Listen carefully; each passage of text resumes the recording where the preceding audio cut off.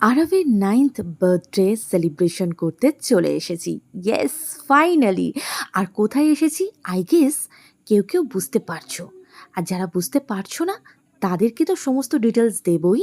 আর যারা বুঝতে পারছো তারাও কিন্তু ভিডিওটা দেখো। কারণ কিভাবে সেলিব্রেশন করলাম সেটা তো জানতেই হবে বস। প্রথমে এসেই প্লেটে পেয়ে গেছি একদম খাস্তা ফুচকা। তারপরে স্ট্যাটারে কিন্তু বিভিন্ন ধরনের আইটেমস ছিল। Sweet potato, fruit tandoori, chicken tandoori, fish tandoori, prawn tandoori, আর ছিল যেটা আমার সবথেকে ফেভারিট ক্রিসপি চিলি বেবিকর্ন। অনেকটাই খেয়েছি। আর হোয়াট উইন্স!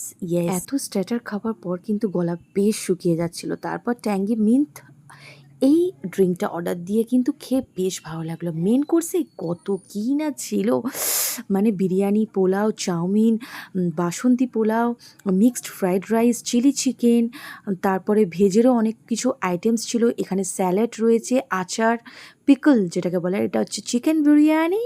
আর তারপরে ছিল বিভিন্ন ধরনের ডেজার্টের মধ্যে অনেক রকমেরই আইটেমস এখানে রয়েছে। আর সবথেকে বেশি যেটা ভালো লেগেছে মালপোয়া, আর তার সঙ্গে কিন্তু গোল গোল চমচম।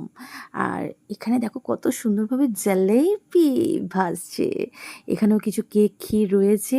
প্লেসটা, অ্যাম্বিয়েন্সটা কিন্তু খুবই সুন্দর। আমি কিন্তু চাও হাক্কা নুডলসটা নিয়ে নিলাম, কারণ এটা আমার ভীষণ ফেভারিট অলওয়েজ, তোমরা জানো। এরপরে মেন কোর্সে বিরিয়ানি না খেলে কি হয় বলো তো? বিরিয়ানি, আচার, পাঁপড়, স্যালাড সমস্ত কিছু নিয়ে নিলাম। গপ করে খেয়ে নিলাম। হ্যাঁ, মাটনও ছিল কিন্তু। আর এক প্লেট ডেজার্ট নিয়ে চলে এসেছি। আইসক্রিম, জিলেপি, সমস্ত কিছু, সিমাই যা ছিল সব নিয়ে চলে এসেছি। খেতে পারি না পারি তোমাদেরকে তো দেখাতে পারবো। তো যাই হোক, সেই জন্য নিয়ে চলে এসেছি। আর এই মিন্ট ড্রিঙ্কটা এত ভালো লেগেছিলো, আবারও একটা অর্ডার দিয়ে দিলাম। আর সত্যি বেশ ভালো লেগেছে কিন্তু, মানে বুঝতেই পারছো এবারে যে আমার ওয়েটটা কেন বেড়ে গেছে। মানে এত খেলে ওয়েট বাড়বে না? তো সব মিলিয়ে কিন্তু আজকের ইভিনিংটা খুব ভালোভাবে সেলিব্রেশন হলো। আর তোমাদের পুরো ভিডিওটা দেখে কেমন লাগলো অবশ্যই কমেন্ট সেকশানে জানাবে। বার্থডে, অ্যানিভার্সারি সমস্ত কিছু সেলিব্রেশন করার জন্য এই জায়গাটা কিন্তু বেশ ভালো।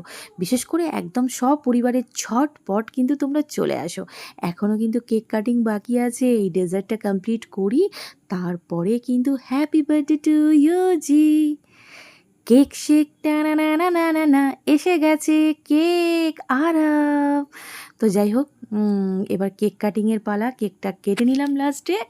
আর কেক কাটতে একটা কথাই বলবো, আপনারা সবাই আরাবের জন্য অনেক অনেক দোয়া করবেন, যেন ভালো থাকে, সুস্থ থাকে, অনেক বড় হয় এবং ইমান নিয়ে আল্লাহর পথে যেন চলতে পারে এবং বাবা মায়ের কথা যেন সবসময় পালন করতে পারে। অনেক অনেক দোয়া করবেন। টাটা।